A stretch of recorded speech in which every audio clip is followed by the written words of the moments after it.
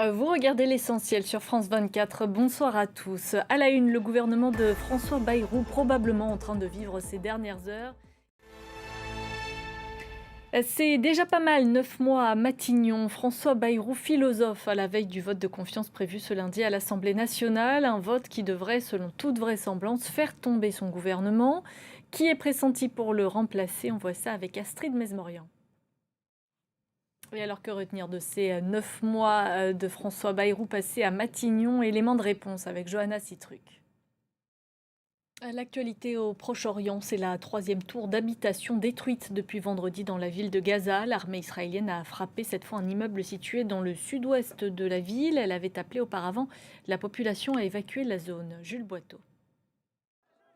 Et ce soir, le Hamas se dit prêt à s'asseoir immédiatement à la table des négociations. Une déclaration par communiqué qui intervient quelques heures après la mise en garde de Donald Trump. Le président américain dit avoir envoyé un dernier avertissement au mouvement palestinien pour qu'il libère les otages israéliens.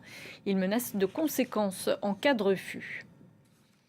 La guerre en Ukraine et cette attaque aérienne russe d'une ampleur inédite. Moscou a tiré 810 drones et 13 missiles la nuit dernière. Au moins 5 personnes ont été tuées, dont 2 à Kiev.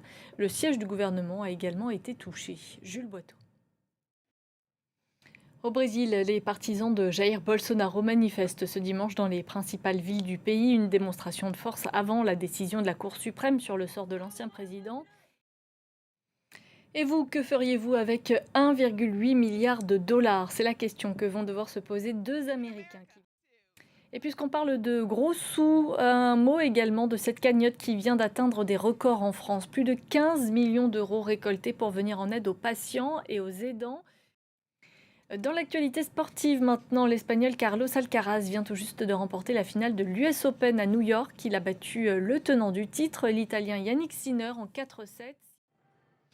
On termine avec une image, celle de ce phénomène rare et spectaculaire que vous avez peut-être pu admirer vous aussi. Et c'est la fin de ce journal. Merci de votre attention. L'information continue sur France 24.